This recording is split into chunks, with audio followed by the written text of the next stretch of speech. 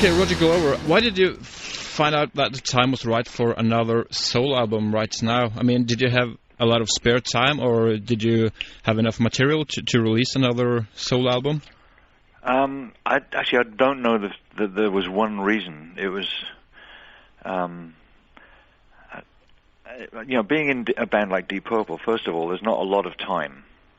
We are a hard-working band, and what time I have between tours and so on, I like to spend with my family. So doing a solo album was not a question of having enough material to do it. It was just an odd feeling. I've always been a songwriter, and the things I write, I can't stop writing songs. It's just something that happens. And when you're writing at home, you tend to write songs, well, I tend to write songs that are more introvert and more in keeping with the kind of people that I listen to as songwriters. People like Bob Dylan and Ry Cooder, J.J. Cale, and so on. More, I suppose, laid back or introverted or understated. And over the years, I've got quite a few of these songs. And when you write for Deep Purple is a songwriting machine in itself. You don't go into Deep Purple with a finished song. We start our sessions with the odd riff or chord sequence that you might have got. But basically, it's what happens between the band members that makes the music.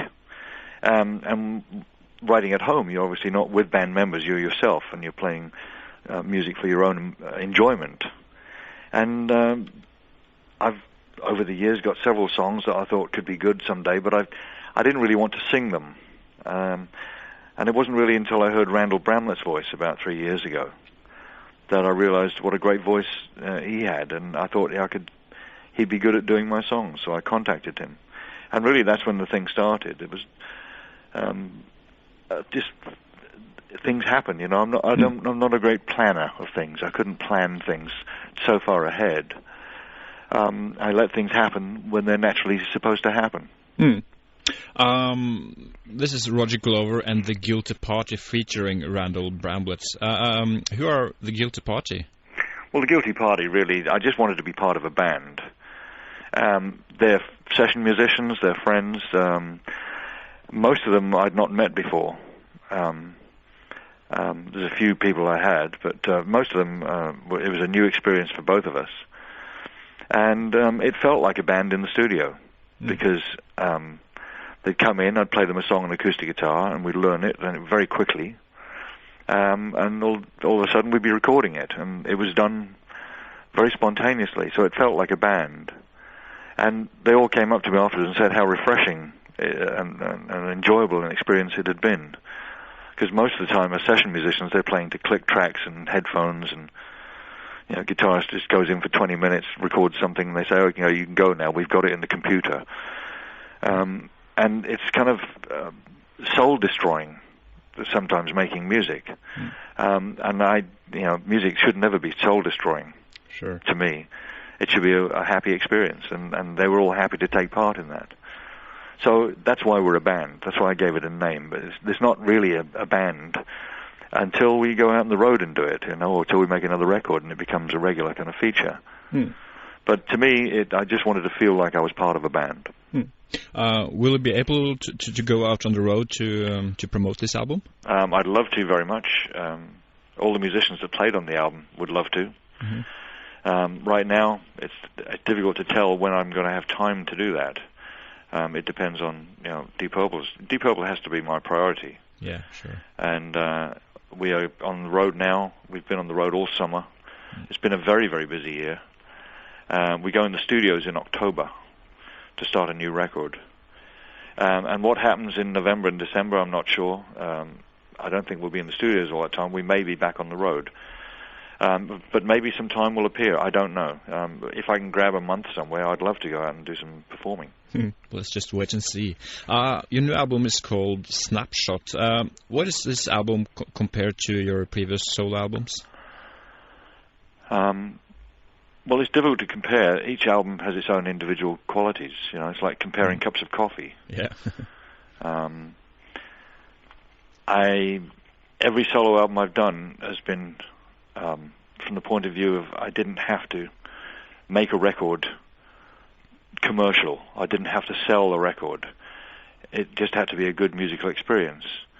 And I don't have any expectations when I go in to make a record. I don't really know what it's going to sound like until it's over. It's whatever I find along the way that becomes part of the album. And I think looking back on albums, I can judge them probably a bit more clearly now. And I love all my albums. I think they've all got good things on them and bad things on them. And I've learned to accept the bad things now. When you first do an album, all I can hear is bad things. Right. I listen to it, you know, I go, oh, God, I wish I could read. I'm going through that with Snapshot now. I love Snapshot. I love the way it sounds. But I can still hear things I'd like to change. Yeah. But, you know, sometime you've got to stop. But it was a very spontaneous album, by the way, and that's why it's called Snapshot. The music was done very live and first takes, mostly. So the musicians were very natural. There was no, did you play it live in the studio? Yes. Yeah. I mean, of course, there are some overdubs. Yeah. But the basic tracks were all done live, and it was a great, lovely experience to do that. As you said before, on your solo albums, you let your influences shine through. I mean, I think I can hear some reggae on this album, some blues, of course, some rock, and I think quite a few of the songs remind me of Eric Clapton. Is that one of your inspirations? Well, strangely enough, yes and no. The original inspiration for the album was J.J. Cale. Yeah, which is an inspiration for Eric Clapton. Who, of course, is part of Eric Clapton. Yeah. J.J. Cale's first album, called Naturally, came out over 30 years ago. Sounds as fresh today as it did then. And it's a wonderful album in that when you put it on, it immediately sets a wonderful, warm glow to the room, or wherever you happen to be listening to it. And the idea of doing an understated album of just lovely grooves that people could, you know, just enjoy. You don't have to dance to them. You don't have to, and couple that with maybe some good lyrics or some thoughtful lyrics and some real passion and emotion. That was really what I wanted to do. So if there's probably a lot of my influences in the album. But to me, I don't really think in terms of styles. I just either like it or I don't like it. Whether it's a reggae song or a jazz standard, you know, it doesn't matter. If I like it, I like it. When you write material for your solo albums, are the songs more personal than when you write for Deep Purple? No, I think they're all personal. Every song that we write comes from something personal within us. A feeling, experience, a story, an observation, a mood, an anger, a sad, you know, it's... I don't want to make too artistic a point about lyrics, because I don't think the lyrics are actually that stunning. But it's the, you know, you try to write something that makes sense. But I don't like to write in a style that everything makes sense. I like to write in a slightly ambiguous style, and probably that's because I love, you know, Bob Dylan so much. Right. He wrote lyrics that painted pictures, and you didn't really have to know what the song was about to really get the passion of the song. Isis, for example, is one of those songs, a story song. What the hell is it about? You know, it's just full of wonderful little vignettes. And that's what I admire most in his writing, is the way of putting lyrics together. I think on this album anyway, I've probably been a bit more straightforward than that. But not entirely. Who do you think will buy the album? You said it's not very important for you that you sell a lot of albums when you release solo albums. Do you think that Roger Glover fans will buy the album, or Deep Purple fans, or do you ever think of that? Actually, no. When I say it's not important, what I really mean by that is that to me the album is a success already, because I've done it. That's the biggest success. And of course, you'd like to share it with people, and if people want to go and buy it by the million, that would be very pleasant. But you know, that's not what I'm looking for. What I'm looking for is whatever happens to the album will happen to the album, and I'm proud of it, and I'm happy I did it. That's who will buy it, I don't know. I'm sure there's, you know, a certain amount of Deep Purple completists who will buy it. I'm hoping that it won't be just them, that it will appeal to all kind of age groups, really, all kind of tastes. I think it will. Well, I hope you're right. You've produced some of the most important hard rock albums through the history of rock. Are you producing other bands at the moment? No, I'm not. I'm actively trying not to produce Deep Purple as well. It's been very difficult to find time to do anything in the last 8 years. Since Steve Morse joined the band, Deep Purple has undergone a transformation. And I think during the late 80s and early 90s, we did a lot of damage to our credibility as a live band, as a creative band.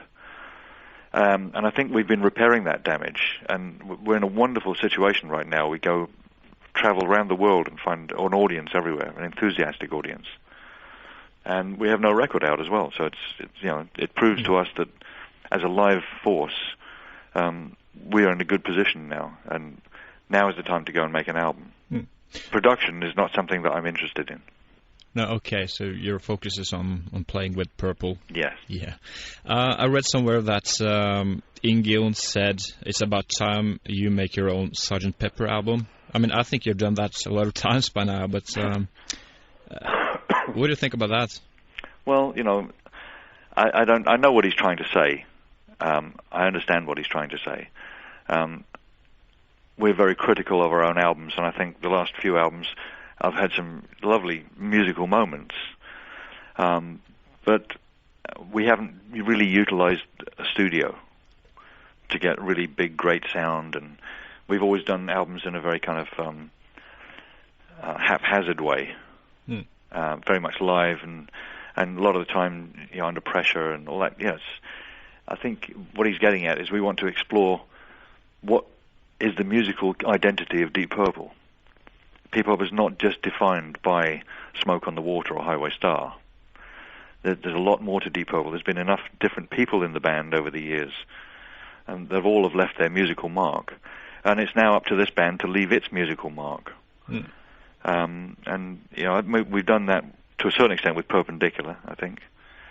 But there's more yet. There's more ground to cover.